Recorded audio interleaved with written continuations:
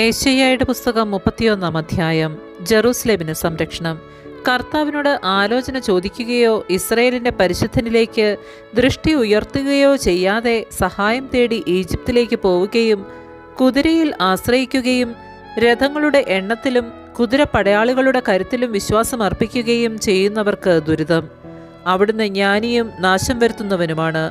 അവിടുന്ന് തന്റെ വാക്ക് പിൻവലിക്കുകയില്ല. തിന്മ പ്രവർത്തിക്കുന്നവരുടെ ഭവനങ്ങൾക്കെതിരായും അനീതി പ്രവർത്തിക്കുന്നവരെ സഹായിക്കുന്നവർക്കെതിരായും അവിടുന്ന് എഴുന്നേൽക്കും. ഈജിപ്തുകാർ മനുഷ്യരാണ്, ദൈവമല്ല.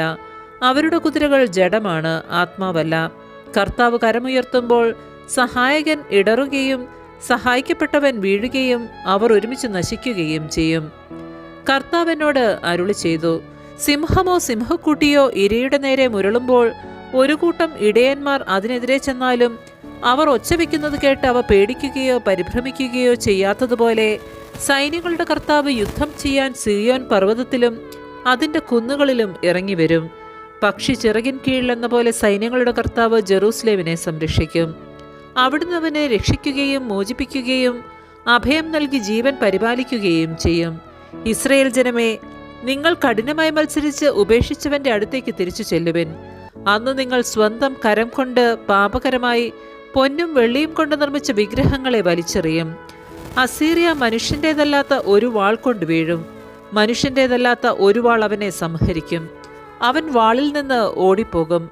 അവൻ്റെ യുവാക്കന്മാർ അടിമകളാകും. അവൻ തൻ്റെ അഭയശില വിട്ട് ഭീതിയോടെ ഓടിപ്പോകും.